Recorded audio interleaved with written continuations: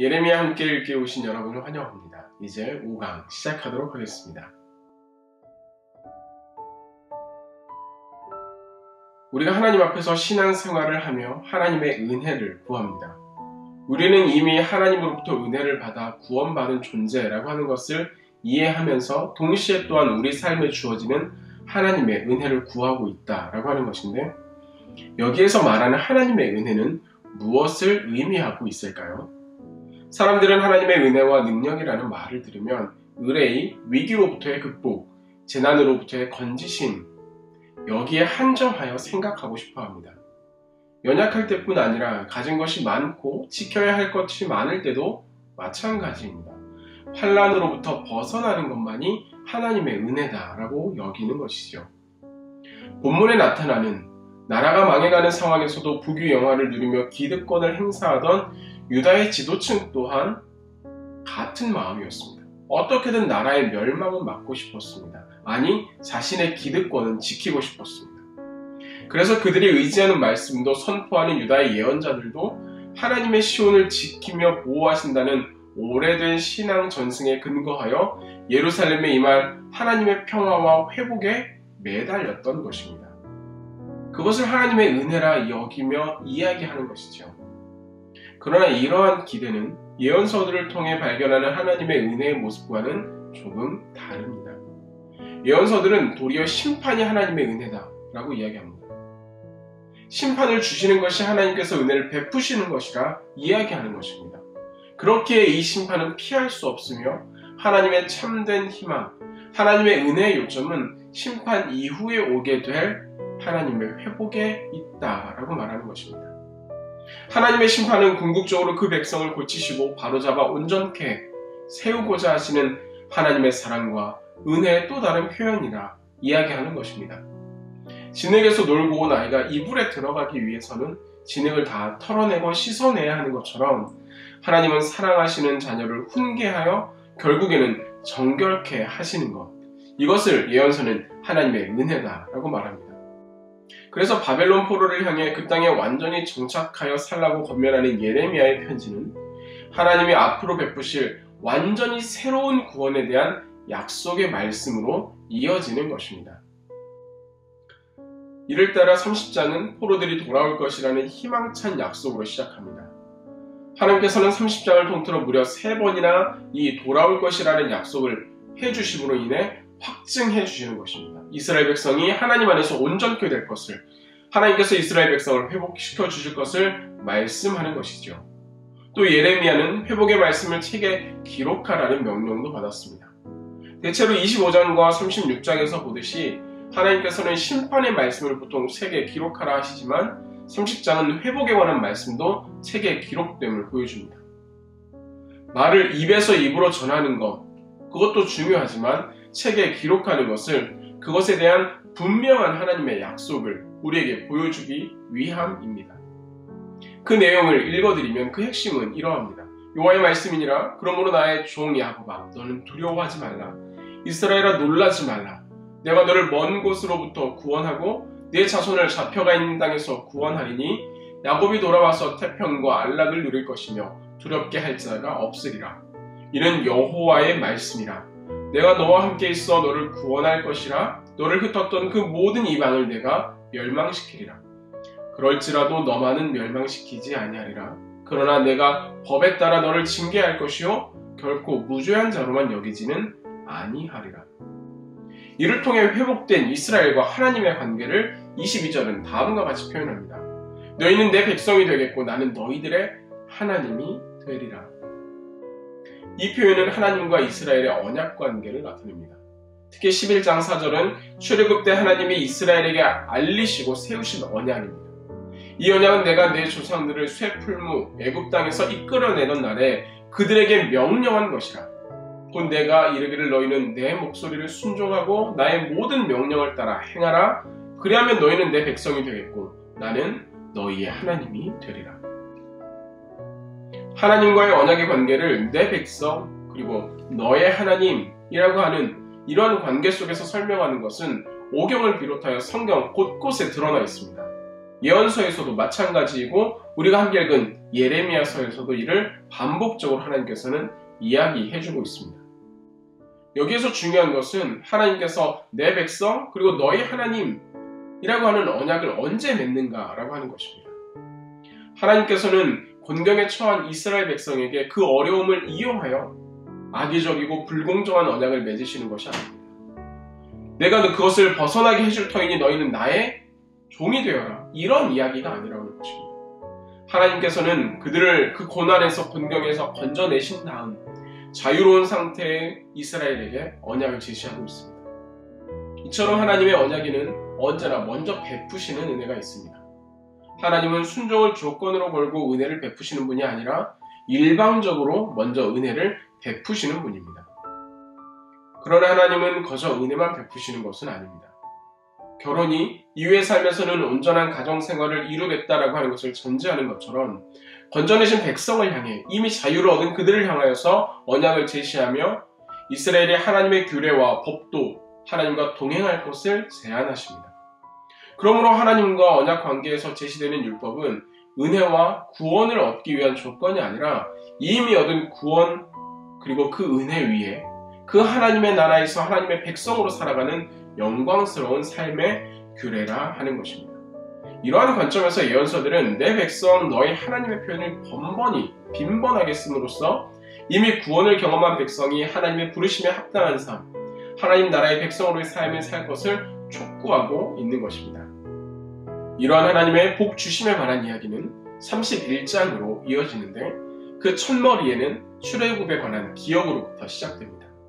칼에서 벗어난 백성이 광야에서 은혜를 얻었다라고 하는 31장 2절이 그 대표적인 구절인데요. 전형적인 언약 언구인 내가 이스라엘의 모든 종족의 하나님이 되고 그들은 내 백성이 되리라 하는 말씀. 이것 역시 출애굽 때의 언약과 연관되어 하나님께서는 출애굽과 광야를 통해 그 백성을 인도하셨듯이 앞으로 다가올 회복의 날에도 그렇게 이스라엘을 회복시키실 것을 출애굽의 사건을 통해 표현하고 기억시키고 증거한다라고 하는 것입니다. 이어지는 7장에서부터 14절까지의 이야기는 하나님께서 행하실 일에 대한 찬양으로 연결됩니다. 예레미야서는 첫머리부터 북쪽에서 임할 재앙이 예고되었듯이 하나님은 그 백성을 다시 그 북쪽에서부터 인도해내시며 땅끝에서부터 모으신다라고 이야기합니다. 이들은 주의 백성 이스라엘의 남은 자라고 불리는데 이들 가운데는 맹인과 다리 저는 사람, 잉태한 여인과 해산한 여인이 함께 표현되어 있습니다. 이는 사회 내에서 가장 연약한 이들, 그들까지 모두 하나님께서는 포함하고 있으며 회복되는 그날은 공동체 안에서 모든 이들에게 주어지는 하나님의 구원의 역사, 온전한 회복이다라고 하는 것을 의미하고 있습니다. 이는 북왕국에 대한 하나님의 회복의 말씀으로 이어지는데 그 배경에는 라마에서 들려오는 라헬의 통곡이 있습니다. 여호와께서 이같이 말씀하시니라. 라마에서 슬퍼하며 통곡하는 소리가 들리니 라헬이 그 자식 때문에 애곡하는 것이라. 그가 자식이 없어져서 위로받기를 거절하는도다. 라마에서 들리는 라헬의 울음은 라헬의 후손들로 이루어진 북왕국 지파의 멸망 혹은 포로됨에 대한 눈물과 탄식으로 생각할 수 있습니다. 더 이상 회복할 수 없는 상황에 대한 절망과 슬픔의 눈물입니다. 그러나 하나님께서는 이렇게 흩어진 북왕국 백성을 자식 잃은 어머니의 품으로 다시 돌아오게 하신다라고 약속하고 있는 것입니다. 너의 장래에 소망이 있을 것이라. 너의 자녀가 자기들의 지경으로 돌아오리라. 여호와의 말씀이니라. 31장 18절에서 20절 역시 마찬가지입니다. 요셉의 둘째 아들이자 북왕국의 핵심이었던 에브라임 지파를 통해 하나님께서 그들을 얼마나 사랑하시는지, 어떻게 그들을 인도하셨는지를 말씀하십니다. 그러나 하나님께서 사랑하는 이들에게 걸음을 가르치시고 멍에로 그들을 이끌어 주셨지만 이스라엘은 그것을 알지 못한다라고 하는 것이 문제였고 어려움이죠. 그들은 하나님의 자녀임에도 불구하고 하나님이 씌우시는 멍에는 거절합니다. 그리고 그들에게 떡과 물을 주는 달콤한 애굽의 멍에를 지기 원한다는 것입니다. 그래서 하나님과는 상관없이 애굽과 앗수르를 향해 끊임없이 구애를 보내는 것이 이스라엘의 비극이었습니다. 하나님은 이러한 죄를 짓고 있는 에브라임을 책망하시면서 동시에 그들을 한없이 안타까워하시는 것입니다. 이는 동일한 에브라임에 대해서 이야기하는 호세아 11장의 말씀을 통해서도 발견됩니다. 에브라임이여 내가 어찌 너를 놓겠느냐? 이스라엘이여 내가 어찌 너를 버리겠느냐? 내가 어찌 너를 아드마같이 놓겠느냐? 어찌 너를 스보임같이 두겠느냐? 내 마음이 내 속에서 돌이키어 나의 긍휼이 온전히 불붙듯 하도다. 예레미야 말씀에도 이것이 같이 나타나는데요. 에브라임은 나의 사랑하는 아들 기뻐하는 자식이 아니냐? 내가 그를 책망하여 말할 때마다 깊이 생각하노라. 그러므로 그를 위하여 내 창자가 들끓으니 나는 반드시 그를 불쌍히 여기리라. 여호와의 말씀이니라. 하나님께서는 죄를 지은 에브라임을 책망하실 때마다 깊이 생각하셨다. 또 불쌍히 여기셨다. 그들을 긍휼히 여기신다라고 이야기합니다. 하나님의 깊이 생각하심과 반드시 긍휼히 여기심의 그 중간에 놓여있는 말씀이 그를 위하여 내 창자가 들끓으니 라고 하는 구절입니다. 호세아서와 표현의 차이는 있지만 결국 에브라임 때문에 하나님의 속이 뒤집어졌다라고 하는 점에서 죄 지은 이들을 심판하는 것이 하나님의 편에서 마땅한 일이나 하나님께서는 스스로 그 속을 뒤집으심으로 에브라임을 건지신다라고 하는 것입니다. 죄인들을 위해 그 아들의 십자가에 죽게 하신 하나님의 사랑의 부분이 여기에서도 충분히 드러나 있는 것이죠. 에브라임으로 대표되지만 결국은 온 이스라엘, 더 나아가 온 백성을 향한 하나님의 마음이 이와 같다라고 하는 것입니다.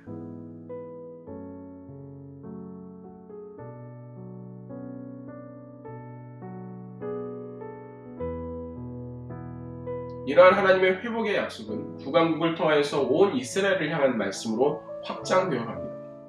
특히 이전에 있었던 것을 파괴하고 부수어버리는 것을 뜻하는 5개의 동사, 뿌리 뽑다, 무너뜨리다, 전복하다, 멸망시키다, 괴롭게 하다 라고 하는 이 5개의 동사와 새롭게 회복하고 건설하는 것을 나타내는 세우다, 심다라는 두 동사는 28절에 같이 쓰여져 있는데 괴롭게 하다라는 동사 외에는 모두 1장 10절에 나오는 예레미야의 소명을 가리키는 동사들이 그대로 반복되어 사용되고 있습니다.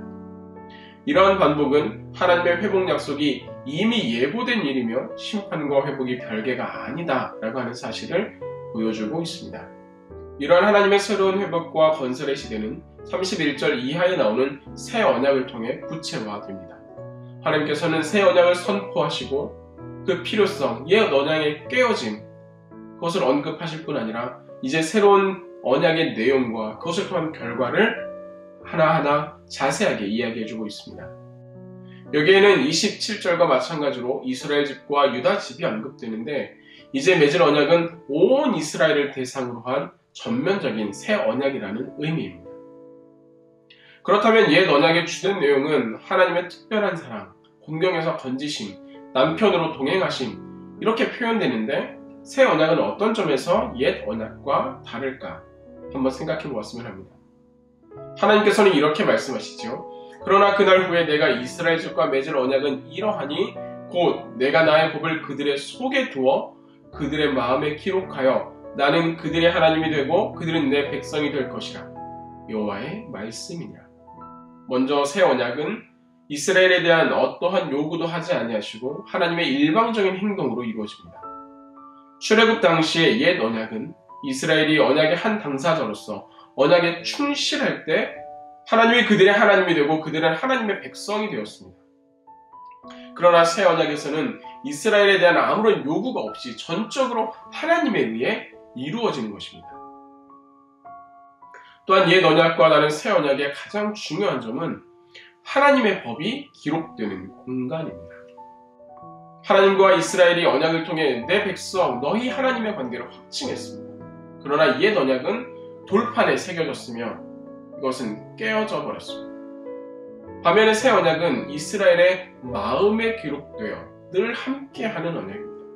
따라서 새 언약에 기반한 내 백성 너희 하나님의 도식은 영원히 깨어지지 않는 것이죠. 재미있는 것은 그날의 이들은 서로를 향해 더 이상 여호와를 알라라고 말하지 않는다는 것입니다. 이는 하나님을 아는 마음을 하나님께서 이미 백성에게 주셨기 때문에 더 이상 그것을 말할 필요가 없다는 것이죠. 그러나 역설적으로 하나님이 누구인지를 아는 것이야말로 그 백성에게 가장 중요하고 근본적인 사항이 됩니다. 이스라엘이 하나님을 떠나 우상에게 마음을 빼앗기는 것은 하나님이 누구인지를 모르기 때문입니다. 이 마음 가운데 주신 이미 하나님을 알게 하신 그 마음을 외면하기 때문입니다. 하나님을 알지도 못한 채 막대한 양의 제물과 제사로 하나님을 섬기고자 했기 때문에 예언자들은 줄기차게 유다와 이스라엘을 책망해왔던 것입니다. 그들은 제사를 드리면 자신의 죄를 용서받으리라 여겼지만 정작 하나님이 찾으시는 것은 하나님을 아는 것이었습니다. 이스라엘이 자랑할 것은 그들의 지혜도 용맹도 부귀도 아니고 오직 여호와를 아는 것. 여호와를 알되 그가 사랑과 정의와 공의를 땅에 행하는 자인 줄을 깨닫는 것입니다. 이것이 새 언약이 옛 언약과 다른 점이죠. 마지막으로 새 언약이 가져오는 또 다른 결과는 하나님이 이스라엘의 모든 악행을 사하시고 그 죄를 기억하지 않으시리라 라고 하는 점입니다. 아울러 이스라엘 집과 유다 집, 이웃과 형제를 언급함으로써 새 언약이 정치적 기구나 제도를 향하는 것이 아니라 사람을 향한 하나님의 은혜임을 보여주고 있습니다. 이렇게 옛 언약과 새 언약의 차이점이 있는 동시에 옛 언약과 출애굽 안에는 변하지 않는 공통점도 있습니다. 바로 그 중심에 하나님의 말씀이 있다라고 하는 것입니다. 그리고 옛 언약이든 새 언약이든 모두 그 결과는 내 백성 그리고 너희의 하나님, 이 도식 안에서 하나님과 이 백성이 함께 한다라고 하는 것입니다. 앞장에서 본 것처럼 내 백성 너희 하나님은 하나님의 다스리심, 하나님의 나라를 의미합니다. 하나님 나라의 백성으로서 토라를 준행하며 살아가는 삶, 이것은 새 언약에서도 여전히 중심을 차지하고 있는 것이죠. 이스라엘의 존재 목적이 여기에 있다라고 하는 것입니다. 이제 하나님께서는 이스라엘과 맺으신 새 언약을 분명하게 확고히 증언하십니다. 하나님께서 정하신 천지의 규정이 바뀌지 않는 것처럼 이스라엘 역시 하나님 앞에서 든든히 그 나라를 이루어 갈 것입니다. 하나님의 약속이 그들 가운데 회복되어지는 것이죠. 이것을 증언하듯이 하나님께서는 예루살렘을 측량하는 그 이미지를 보여주심을 통해 예루살렘의 중건을 약속하십니다.